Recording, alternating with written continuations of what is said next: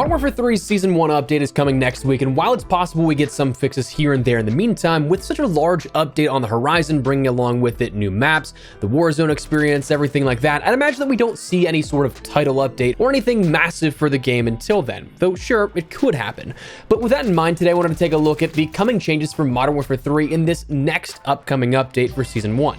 So as we go along, drop your thoughts down below. What do you hope to see fixed, changed, or anything like that? I'd love to get your input. If you enjoyed the video, you find it at all insightful, do me a favor and drop a like on it. And if you're new to the channel, hit that subscribe button to stay updated with all things Modern Warfare 3 as we gear up for Season 1 and beyond. With 60% of viewers not subscribed, if you'd like to join the community, I'd love to have you. Finally, check out my friends over at Gamer Advantage for 35% off normally this holiday season, but upwards of 70% off with code Espresso on certain things. More on that a little later. And of course, if you guys want to follow over on Twitch to chat gaming, life, whatever it may be, links in the description below. But anyways, let's jump into these changes coming next update for Modern Warfare 3. So first and foremost, we're not talking like changes in terms of adding new weapons, a new battle pass, or anything like that.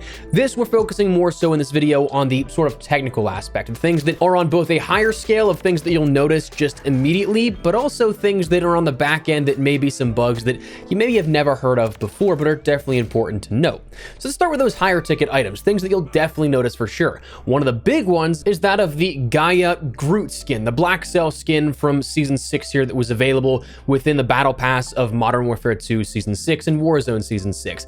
That has been a skin that has been very problematic in terms of visibility since its introduction, since we ended up seeing it added, and across all locations. Not just Modern Warfare 2, not just Warzone, not just Modern Warfare 3. And in the meantime, at least for Modern Warfare 3 side of things, it's going to be removed temporarily, with Sledgehammer mentioning adjustments to the Gaia and Gaia Black Cell operators are in the pipeline for Modern Warfare 3. In a future game update, we'll disable this item until said changes can be released to all players. So that's something that if you run this, it is going to be nerfed, but in the meantime, you're going to see it disappear from your inventory for a little bit. It's not forever, so don't worry about that too much, but it will be something that for a short period of time, it will be disabled. We also know that we'll end up having a fix for the Ghost perk inbound as well, where right now there's some inconsistencies in terms of providing that coverage for players while ghosted. Whereas it's usually something that covers you while you are moving, but there is no sort of cooldown time or sort of reprieve if you end up going from a run to just say getting into a gunfight and you're standing still. Like you pop on a heady and take a gunfight,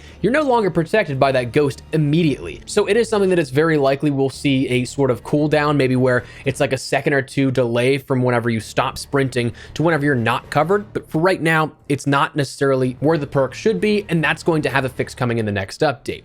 The RGL-80 and the scatter mines are going to have damage decreases in the next upcoming update, as is the frag grenade. They're going to be lowering the damage overall for that, though also I wouldn't be surprised if we end up seeing some sort of adjustment and fix to EOD, because that is one that's a little bugged as well. But they stated with the frag grenade, at least, we're actively investigating a reduction to the damage of frag grenades. These changes will decrease the damage taken by players at both the center and outer edges of the explosion. So if you catch a grenade, you'll take less damage, but if you're also on the very outskirts of that blast radius, you'll take even less damage than you do now. We'll see fixes for the final kill cams in hardcore, and hopefully a fix for the mouse input issues that have been happening since launch. This is something that Sledgehammer mentioned they are aware of, and a few things that are contributing to why it feels like that. So that's something that should have an update coming as of Season 1 as well. Now, those are your big ticket items, the things that, again, you'll probably notice as soon as you jump into the game, or like you can see directly from menus in-game. But there's a lot of other technical issues and fixes on the way, some already scheduled and having a change confirmed, versus some that are still being investigated with a possible fix as of Season 1. So let's jump into all of those. Starting out with the ones that are already scheduled, meaning that there is going to be a change here coming to these. There's going to be a fix for an exploit location in the offices on Quarry. There's going to be hardpoint spawn fixes for Quarry, Rundown, and Scrapyard, as well as cutthroat spawn issues for Karachi. So if you guys have seen any of those sort of clips earlier on in the life cycle, I know it's really weird to say, but at launch, rather than like now 2.5, 3 weeks after the launch of the game, the spawns were terrible on day one, or rather like day 0. So we saw a couple of those maps absolutely just pulled to make sure that those issues were not happening, where teams were spawning on top of each other. So those should be fixed out with Season 1. There are exploits to the ping system in Search and Destroy that have been fixed out, and there's going to be a fix for the firing range dummies not having base 150 health. I don't know if you guys have tested that out for yourself at all, but it is something if you jumped in and you try to test the build out in the firing range, that is something that you may have seemed like you were frying, which sure, it's definitely nice, but it's on 100 HP by default. You have to equip one plate in the dummy settings to make it actually feel like how it would in multiplayer matches. And that's not even something that, because of that, you can get up to what it will feel like within Warzone, equipping all 3 plates. You'll still be 50 HP lower than the intended values within Warzone. So if you were trying to build loadouts and see what's going to feel good in about a week and a half's time whenever you jump into Urzikstan, you really couldn't even get that truly down pat. So there should be a fix here coming with a Season 1 update that now levels that out, 150 base and 50 HP for every armor plate added on top of that.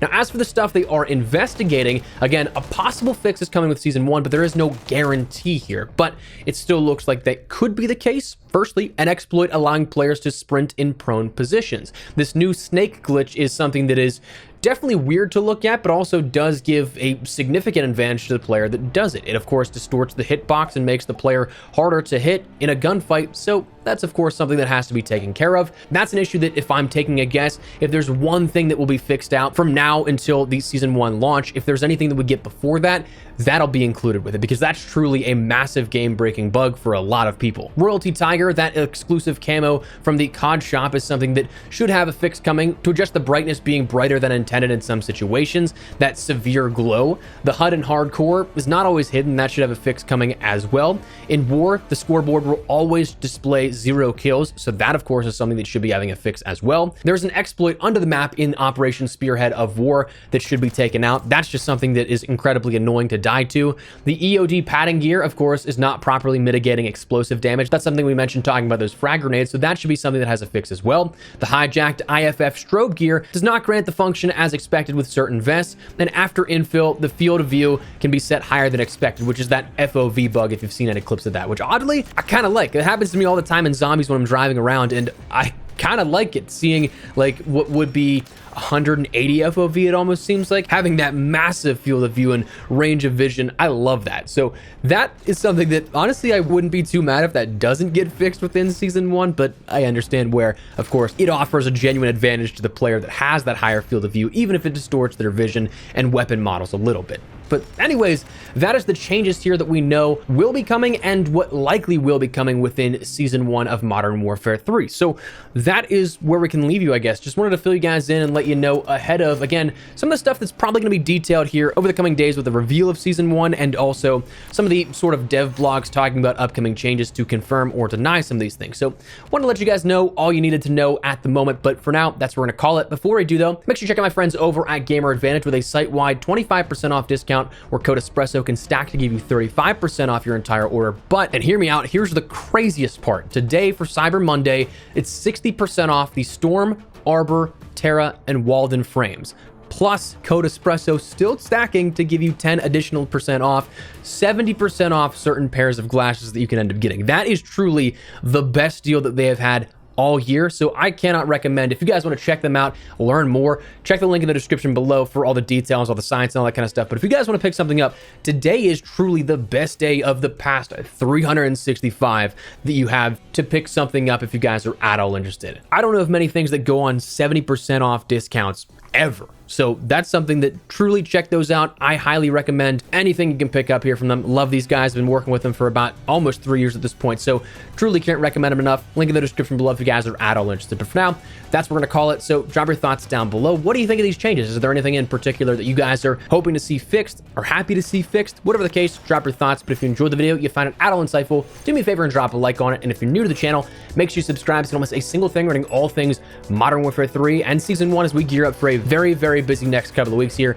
We got you covered with everything. But for now, thanks so much for watching. My name is Espresso. I'll see you later. Take care and peace.